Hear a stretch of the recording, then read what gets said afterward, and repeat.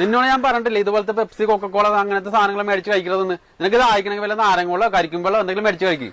ഇതൊക്കെ മനുഷ്യന്റെ ശരീരം കളയുന്ന സാധനമോ വിഷമാണ് ഇതൊക്കെ. അച്ഛാ ഇത് കുടിക്കാനൊരു കൊതി അതുകൊണ്ട് മേടിച്ചതാണ്. മോളെ എത്ര കൊതി വന്നാലും ശരീരത്തിൽ ദോഷമുള്ള സാധനം കഴിക്കരുത്. നമ്മൾ ശരീരം നമ്മൾ നോക്കിക്കൊള്ളണം.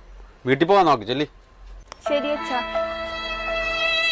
എന്തിനാണ് ആ കൊച്ചിനെ വെറുതെ വഴക്ക് പറയുന്നത്? എന്റെ സുജാതെ ഇതുപോലെ ശരീരത്തിന് ദോഷമുള്ള സാധനം മേടിച്ച് ഇവിടെ വിൽക്കല്ലേ.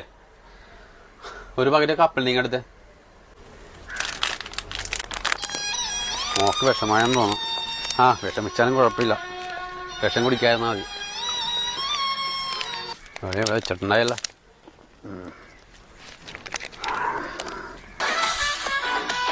വെള്ളം മേടിക്കാൻ പറഞ്ഞു. രണ്ടെണ്ണം അടിക്കാനിട്ടേ